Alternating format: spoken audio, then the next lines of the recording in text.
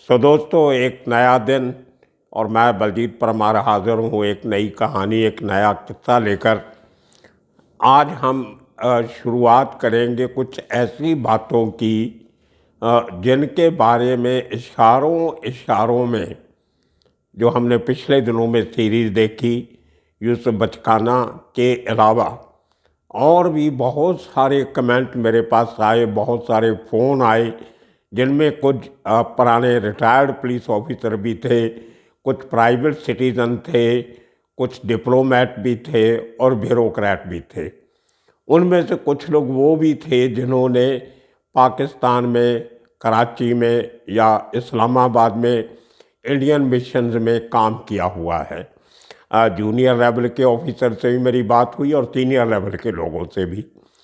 बात अगर देश की करें, मुद्दे की करें, तो कुछ ऐसे काम होते हैं जिनमें हमारी एजेंसीज डिफरेंट किस्म के लोगों को इस्तेमाल करती है, जो उनका सहारा लेती है, देश हित में बेगानी धरती पे दुश्मन के देश में जाके काम करने का जोखिम उठाती है।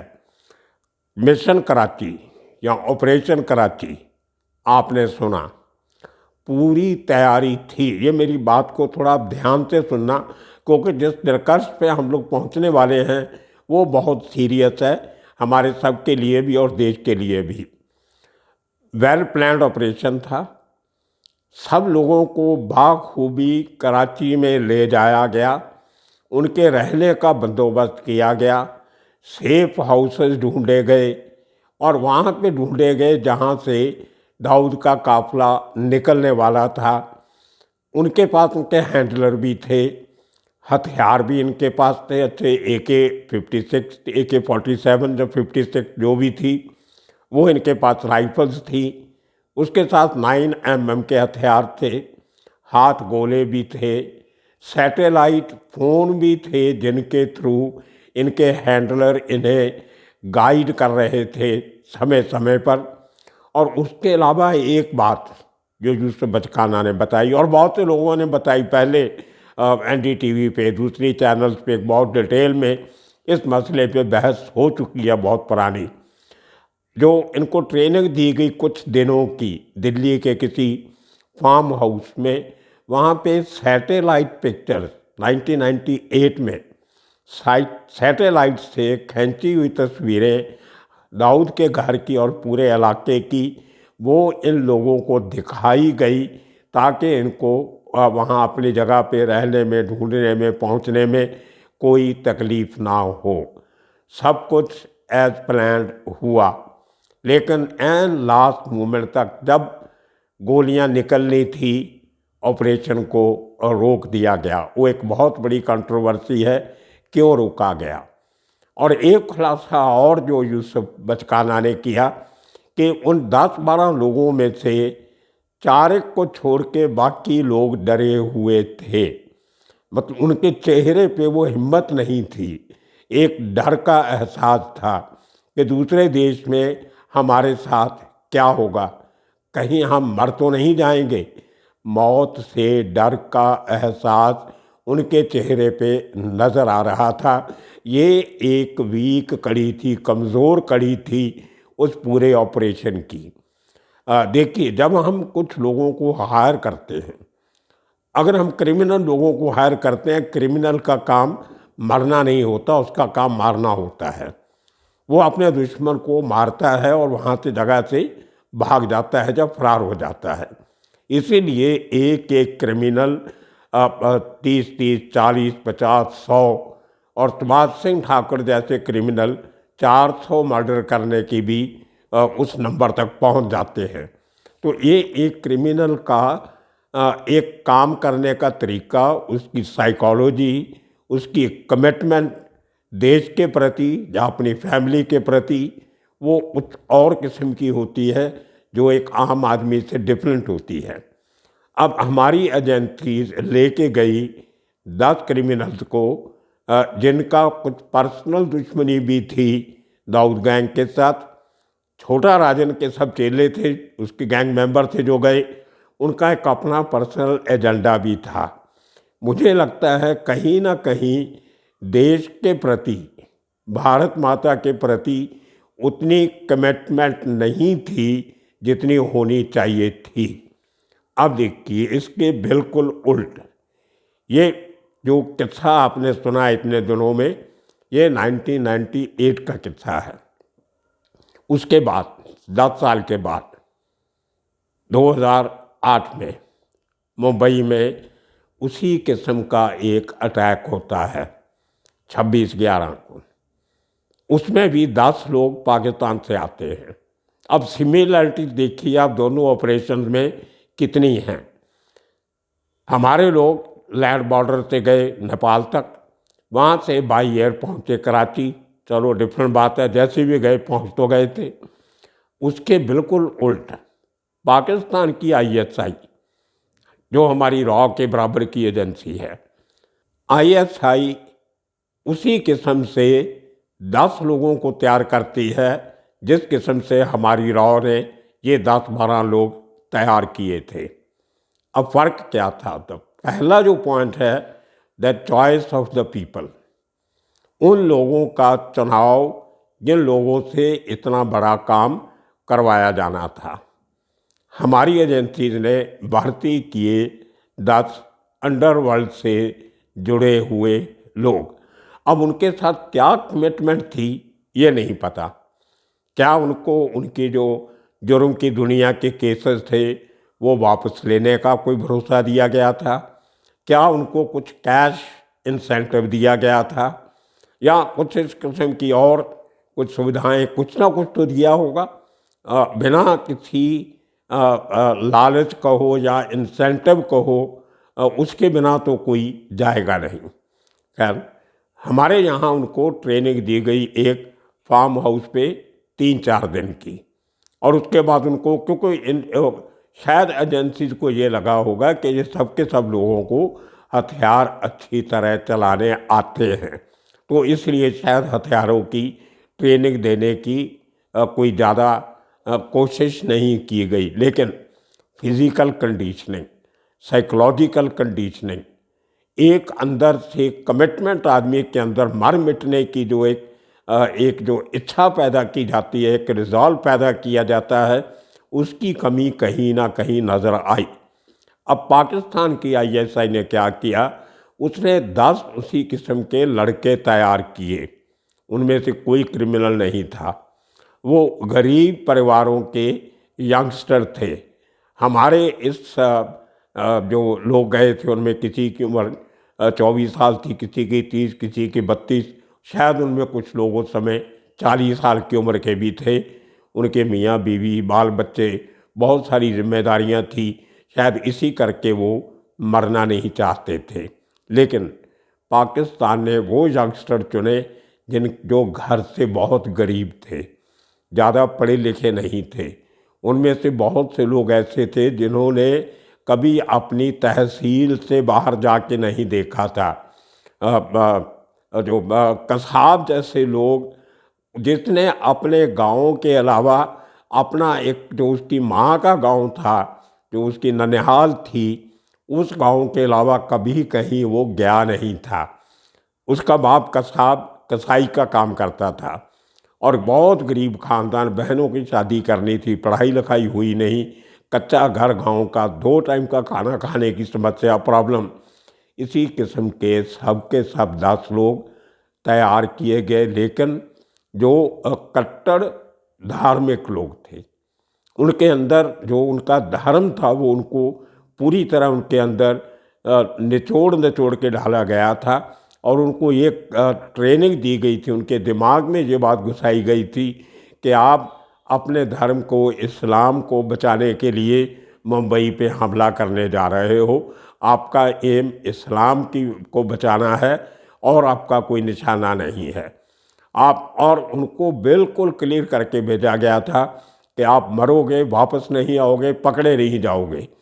तो इतनी उनको, और वो ट्रेनिंग उनकी कई महीने चली।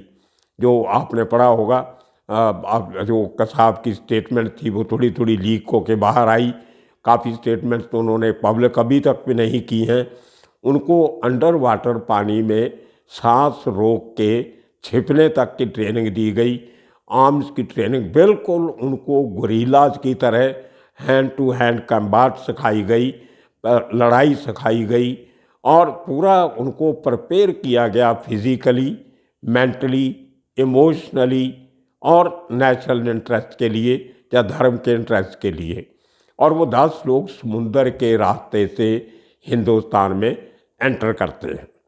हाई सीज में हिंदुस्तान की एक फिशिंग बोट को हाईजैक करते हैं। उस बोट में, जिसका नाम कुबेर था, उस बोट में जितने लोग थे उनको मार देते हैं और उनकी बॉडी समुद्र में फेंक देते हैं। और वो बोट के ऊपर कब्जा करके अपना पूरा सामान रख के वो अपने हैंडलर्स की मदद से मुंबई के कोलाबा इलाके में नारीमन पॉइंट और कप परेड का जो जंक्शन है वहाँ पे आके लैंड करते हैं। अब देखिए कि अनपढ़ किस्म के बंदे, जिन्होंने कभी ज़िंदगी में समुंदर नहीं देखा था, जिन्होंने कभी बोट नहीं देखी थी, लेकिन ट्रेनिंग इतनी मजबूत थी, पायदार थी और उनको इंस्ट्रक्शन देने का तरीका, जो उनके हैंडलर थे जो सैटेलाइट फ़ोन थे, हमारे बंदों के पास भी सैटेलाइट फ़ोन थे, उनको भी सैटेलाइट फ़ोन दिए गए और उसके पहले उनको पूरी ट्रेनिंग, जैसे हमारे लोगों ने सैटेलाइट पिक्चर दिखा के अपने टारगेट दिखाए गए थे, आपने कहाँ पे जाके हमला करना है, उसी तरह, बिल्कुल उसी पूरी तरह कॉपी बुक नकल पाकिस्तान की ISI ने की, जो हमारी एजेंसी ने ऑपरेशन चलाया था, ऑपरेशन कराची। उसी किस्म की ट्रेनिंग, उसी किस्म का पूरा जो डिटेल्स थी वो फॉलो की गई। उनको भी, ये 10 के 10 लोगों को सैटेलाइट पिक्चर्स दिखाई गई थी, होटल ताजमहल की, ओबराय होटल की, VT स्टेशन की और जो वो एक जो जीव लोगों की एक जो उनका जो उनकी संस्था थी, जो उनका टेम्पल था जीव लोगों का, उसकी पूरी जगह की। और इतनी अच्छी तरह अनपढ़ किस्म के लोगों को, जिनको हम जाहिल कह देते हैं अपनी भाषा में, उनको इतना एक एक माइन्यूट डिटेल दे के उनको भेजा गया। और वो लोग जो पहली बार मुंबई में एंटर किए, वो लोग अपना सामान लेके, हथियार लेके अपने अपनी जगह पे पहुंच जाते हैं। कैफे लियोपोल्ड पे अटैक करते हैं।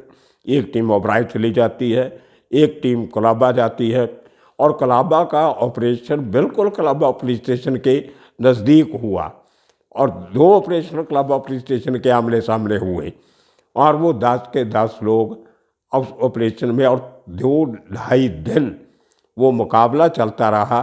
किसी ने डर के भागने की हिम्मत नहीं की, क्योंकि उनको पता था यहाँ से भागेंगे पकड़े जाएंगे और फांसी पे लटक जाएंगे।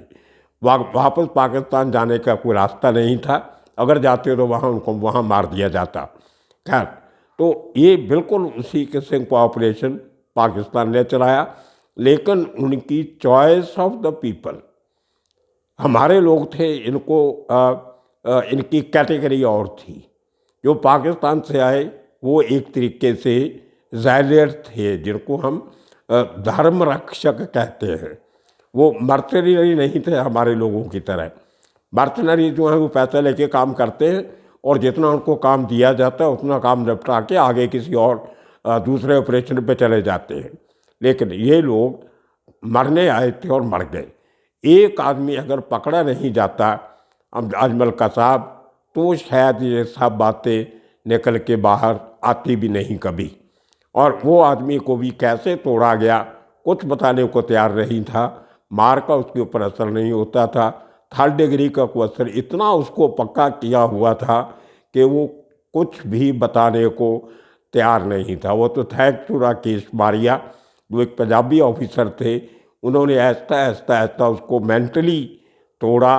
और अपनी पंजाबी भाषा के सर पे, मुझे आज भी याद है एक बार उन दिनों में जब उसकी इंटेरोगेशन NM जोशी मार्ग पुलिस स्टेशन के 1st फ्लोर पे हो रही थी, तो वो बहुत बार अपनी स्टेटमेंट्स में राकेश मारिया को पंजाबी में बोलता था कि रब दी सौं मैनू नहीं जी पता, कि मैं, रब भगवान को बोलते हैं पंजाबी में, कि मैं परमात्मा की कसम खा के कहता हूँ मुझे नहीं पता ये बातें।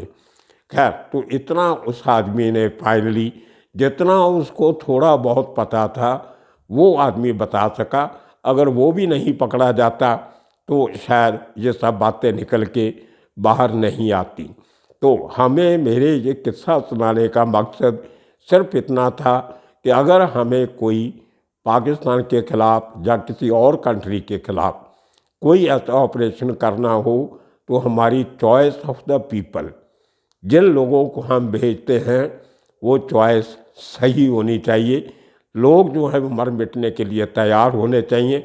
ऐसे लोग देश के लिए मरने वाले, मिटने वालों की कमी नहीं है देश में, लेकिन उनको आगे लाना, उनको पहचानना, परखना और जिम्मेदारी देना, वो कहीं ना कहीं हमारी एजेंसीज उसमें उनकी वर्किंग में, उनकी प्लानिंग में, उनकी एग्जीक्यूशन में कहीं ना कहीं कमी रही है। मुझे नहीं मालूम कि क्या इन जो इतना रिस्क लेके, इतना खर्चा करके और देश की छवि को ताक पे रख के इतने काम करते हैं जो कामयाब नहीं होते, उसके लिए कभी किसी ऑफिसर को जिम्मेदार ठहराया गया कि नहीं।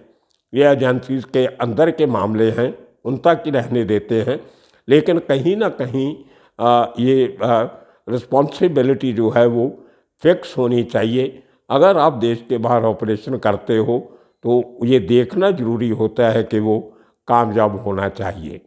तो ये आज के जो एक शिक्षा हमें जो कराची ऑपरेशन से मिलती है, और उसके बाद हमने 10 साल के बाद जो ISI का ऑपरेशन देखा, उसमें हमने जो पाया, इसको कंपेयर करना बहुत ज़रूरी है। क्योंकि अगर हम अपनी गलतियां, अपनी कमज़ोरियां नहीं सुधारेंगे तो आने वाले दिनों में, जो उसके बाद आने वाले जो ऑपरेशन होते हैं, उनकी कामयाबी के ऊपर भी फ़र्क पड़ता है। तो दोस्तों, इसी किस्म की और बहुत सारे इशू हैं जो यूसुफ बचकाना की कहानी से रेज होते हैं। यूसुफ बचकाना की अपनी कहानी सुनाना बहुत सिंपल लगा होगा आपको, लेकिन वो बातों के पीछे जो और बातें हैं वो बहुत इम्पॉर्टेंट हैं। उन पे चर्चा होनी बहुत ज़रूरी है, उन पे विचार होना बहुत ज़रूरी है, और उनसे देश हित में फैसला लेने बहुत ज़रूरी हैं। आज तक के लिए इतना काफ़ी। आने वाले दिनों में और कितने कहानियाँ लेके फिर हाजिर होंगे। तब तक के लिए आप सबका शुक्रिया, धन्यवाद।